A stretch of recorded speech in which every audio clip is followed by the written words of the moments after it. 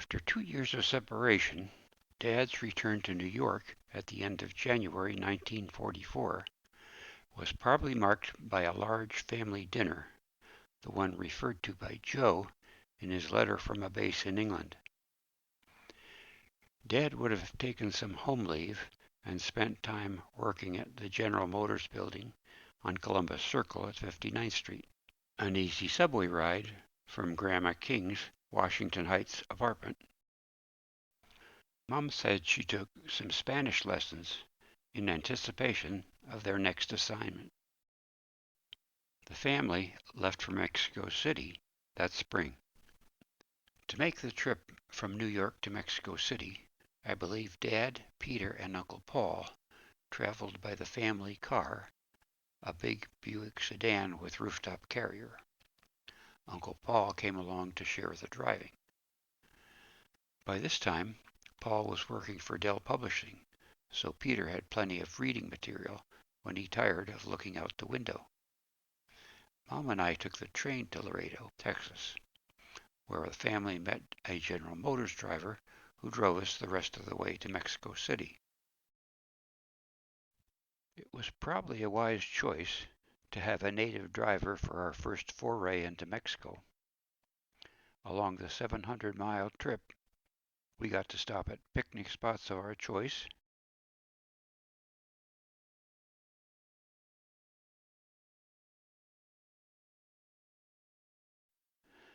nice hotels,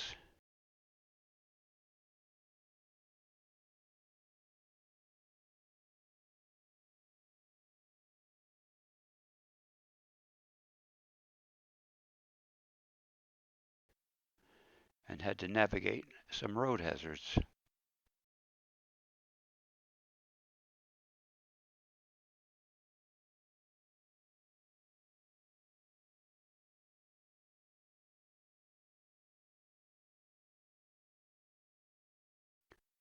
Once in Mexico City, we quickly settled into a little bungalow in the Lomas district east of Mexico City.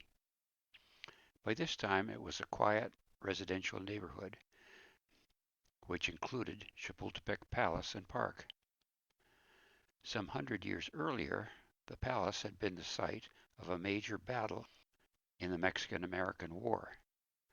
The battle was the origin of the first phrase in the Marine Battle Hymn.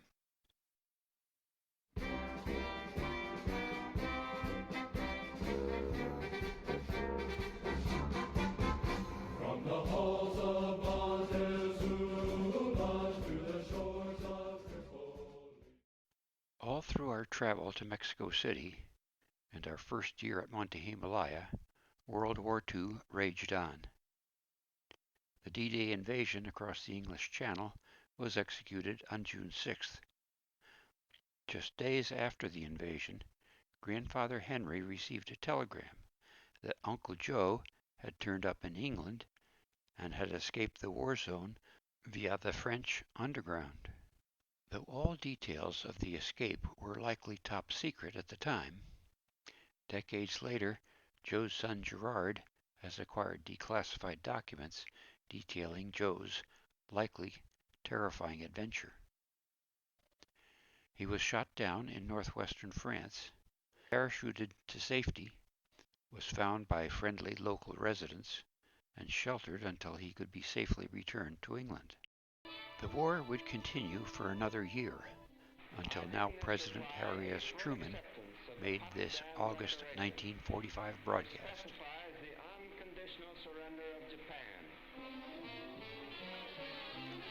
Probably in response to the family's celebratory mood, I asked Peter what was happening. His curt response, "The war is over." Having just turned 5, it meant nothing to me. Just a few months later, I remember Peter and I in the dining room when Dad announced that we had a new sister. Mom named her after her grandmother, Barbara King, a strong woman who kept the family together after losing her husband and through a financial panic in the late 19th century. Barbara's christening gown, a rare item in today's world. Our extended family also included two servants, both named Lupe, a nickname stemming from the Mexican Virgin Mary, Virgen de Guadalupe. One was tall, Big Lupe, the other short, Little Lupe. There was one more addition to our family, Cindy, a black cocker spaniel, in this picture apparently with her mother and a sibling. Cindy joined us shortly after we moved to Himalaya and would live with Mom and Dad through all their years abroad. We occupied the house on Himalaya for most of the 9 years we lived in Mexico. It was a great place to grow up. A modest 3-bedroom house with a generous backyard where Barbara, Peter, and I spent many hours at play. In later years, Mom often remarked how this was her favorite house, the one where she watched her children grow up. The front door on the left side of the house led to a large front hall. Though it was only used for guests, it was a favorite picture setting for Dad, whose hobby was photography. The little porch leading to the door was also a venue for artistic endeavors.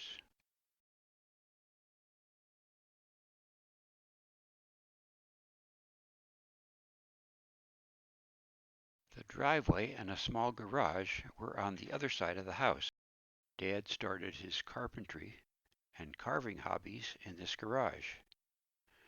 First carpentry task, Cindy's house. The living room to the right from the front hall had a small fireplace, the only heat in the house. At an elevation of about 7,500 feet above sea level, the house could get quite chilly overnight. Midday, the little porch was always in the sun, and I remember going out there to warm up. Sometimes we would have hailstorms with hailstones as big as marbles. Cooking was by bottled gas. If you needed hot water for dishes or bathing, there was a rapido in the corner of the kitchen. Light some wood in the firebox below the water tank, and pretty fast, muy rápido, you had some hot water. By the time Barbara joined the family, I was 5 and Peter was 7, so it was a year or two before she appeared in our sphere of activity, mainly outside.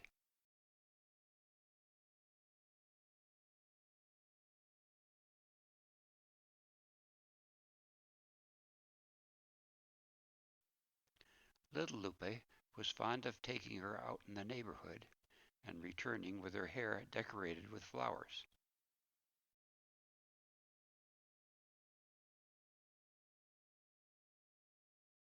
And pretty soon she was self-sufficient on the sidewalk,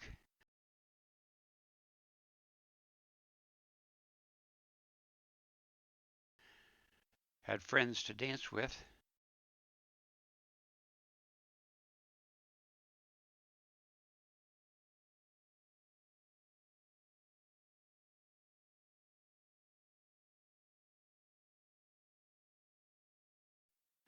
and joined her brothers in the backyard.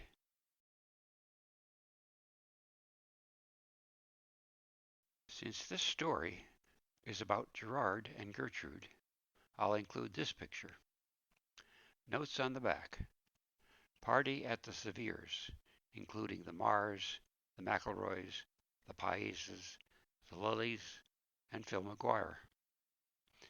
At the very bottom, the best of times and the best of friends. A good testament of Mom and Dad's view of their time in Mexico.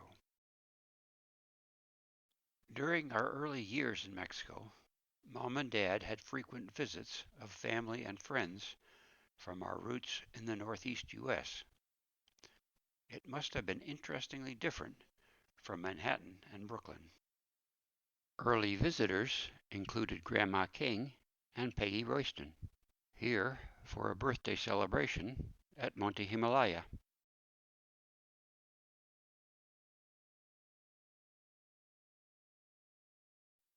One of the perks of Dad's job with GM was access to the company vacation home in Cuernavaca, a town in the mountains not far from Himalaya. We would rent the house for Dad's local vacations and when there was visiting family or friends. We celebrated my 5th birthday at the Cuernavaca house. The only thing I remember from that birthday is the very large red, white, and blue candle I received as a gift.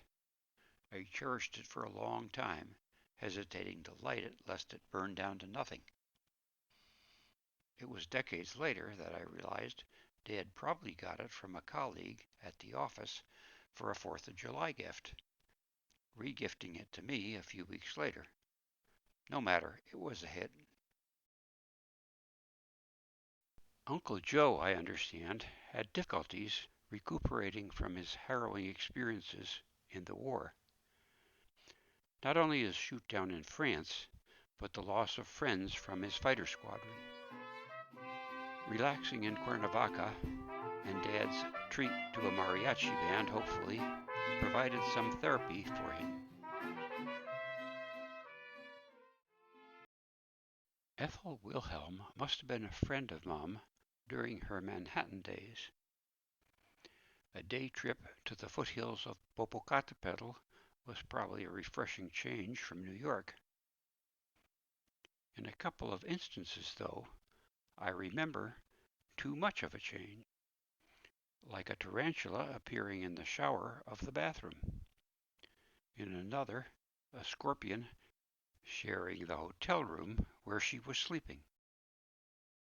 Grandfather Henry, on the other hand, was used to traveling abroad. He made a couple of visits to Mexico City, here in the summer of 1945, enjoying a gondola ride on the canals of Xochimilco, the remnants of an ancient lake. And months later, after his granddaughter was born, he came for a visit, including a barbecue in our backyard. Also in the backyard, Mom and Dad occasionally enjoyed a beer sitting around this table, here co-opted by Cindy and a friend.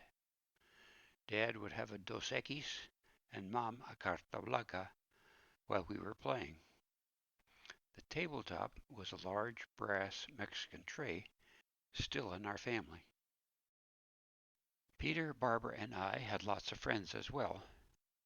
Peter and I were less than 2 years apart, so we often gathered together and played the same games, many in our backyard. The yard had a generous flat grassy area, a swing set at the back wall,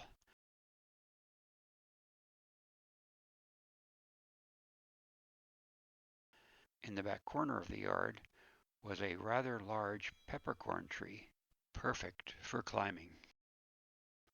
There was an equally large birch tree on the other side of the yard with a swinging rope. Mom and Dad's bedroom window looked out to the yard, so it was easy for Mom to check on our play. One minute I would see you playing some game in the yard. A short time later you were all gone, up in the pepper tree at some other game. The backyard was a great setting for birthday parties, as we saw from my 4th, and here for Barbara's 4th or 5th. The girl standing next to Barbara is Eileen Marr, one of her frequent play friends. Her parents, Alice and Larry Marr, were close friends to Mom and Dad. For the older boys, the birthday party track was less sedate. Give a group of 9 to 11-year-old boys a paper bag hat, a rolled-up newspaper club, then say, last man with a hat wins. You get this result. Growing up in Mexico was probably not so different from our cousins on Long Island. Peter and I went to the American school where I finished 5th grade. Then we both transferred to Mrs. Crocker's school. Mrs. Crocker's school went through the 8th grade. This is Peter's graduation photo with a few of his friends from the graduating class. Monica started school here. All our friends from Mexico, now just pictures and fading memories. Only a few we've heard about after we departed there, but names still in mind.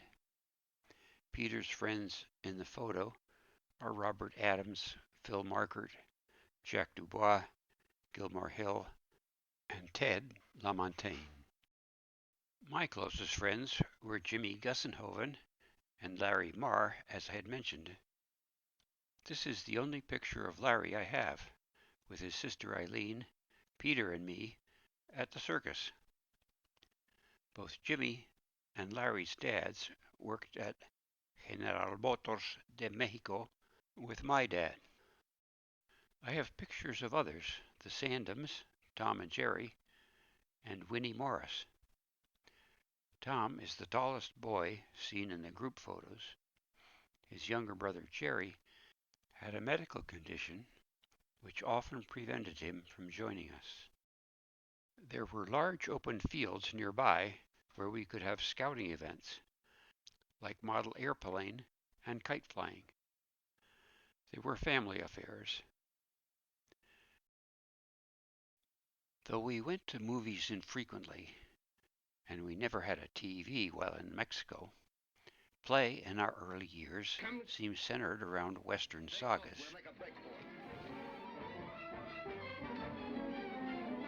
World War II movies were also favorites.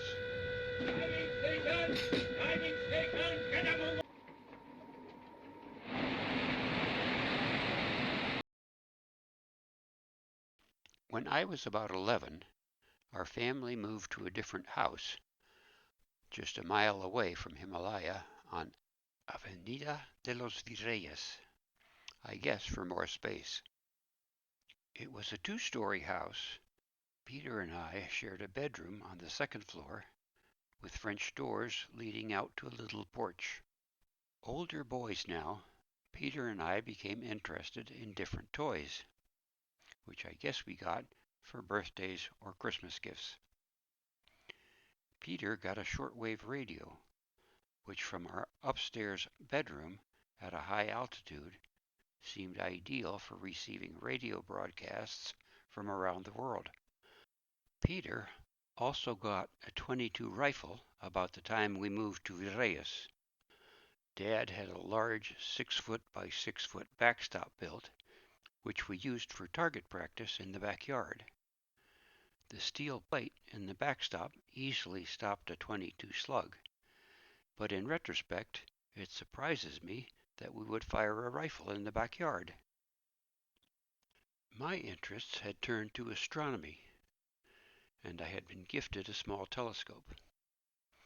The high altitude and relatively pollution-free Mexico City of the early 50s meant star-filled skies with the Milky Way always clearly visible. By this time, Peter and I were both Boy Scouts. A big annual scouting event was Camp Aztec, a week in the backwoods, but with everything set up. All you had to bring, besides your personal stuff, was a sleeping bag and a mess kit. 8-man tents with cots, a mess tent, and latrines were all ready when you arrived. Peter was the real scout, rising to rank of Life Scout. I struggled to get my first class badge. Another perk of Dad's overseas job was his entitlement to home leave. Every 3 years, Dad would get 2 months off to vacation and visit friends and family around home. Our first home leave from Mexico was in 1947. Traveling from Mexico City to New York in the late 40s was quite a trip. The DC-3, principal carrier for air travel at the time, seated only 24 passengers and had limited range. Our flight made 4 stops before arriving at New York's LaGuardia Airport, about 12 hours after departure. For a 7-year-old's first flying experience, this trip was heaven. 5 takeoffs and landings, and flying low enough to see all features on the ground that you were flying over. The DC-3 had a military version, the C-47. Called the Goonie Bird by servicemen at the time, the plane ferried 13,000 paratroopers across the English Channel into France on June 5, 1944, the night before the Allied D-Day invasion of Europe. A year after our flight to New York, huge numbers of C-47s formed the main element of an airlift that thwarted the Russian blockade of Berlin. The plane continued in commercial and military service for decades. In 1947, all our Lily and King aunts, uncles, and cousins still lived in the western part of Long Island. As these 2 photos indicate, we were all able to get together. In the Lily photo, Mamie, Grandma King, plus all Dad's siblings and their families were at the park, with the exception of Wilfred. The King photo, on the stoop of Khaki and John's Flushing house, includes all of both families, including Grandma King and Peggy Royston. For the vacation part of our first 2 home leaves, we took a cabin at the Whispering Willows camp. This girls' summer camp was located in Dennisport, on the southern shore of Cape Cod. Peggy Royston was a good friend of the owner, Beb Stone, and worked there when the camp was open in the summer. Our leave was in the fall, so the camp was closed. It was a short walk to the beach, us kids' favorite spot, and had a tennis court where Mom, Dad, and Peggy played. In 1952, the family chose exploring New England for the vacation part of the leave. While working abroad, our family had always lived in rental houses because of the uncertainty when and where Dad's next assignment might be. We hadn't lived at the Vireyes house for long when Mom and Dad came across a property for sale, which I can only describe as a gentleman's farm. When Dad's management told him that there were no plans to relocate him in the near future, they bought the property. I think the property was about 2 acres, located at the fringe of Mexico City development. The little sign over the front gate read, El Yaqui. The Yaqui were an indigenous tribe living in Mexico and the southwest U.S. There was a single-story house in a nicely landscaped part of the property, with large living room windows looking out over the surrounding countryside. The stone deck outside one window had a small swimming pool. The rest of the property was flat, with a number of outbuildings, fruit trees, and other growing edibles, including artichoke plants, and a little hothouse with a likely endless supply of tomatoes, a feature which would have been heaven to Maureen. The property came with a caretaker and even a goat named Darlene, which had recently delivered a kid. Unlike me, when I was offered a taste of goat's milk, I accepted. Yuck. Sadly, we were never able to occupy El Yaqui. Dad was notified his skills and experience were needed in Caracas, Venezuela. So after a big party at El Yaqui, they started preparation for another big move. I never talked to Mom and Dad about their feelings regarding this abrupt turn of events.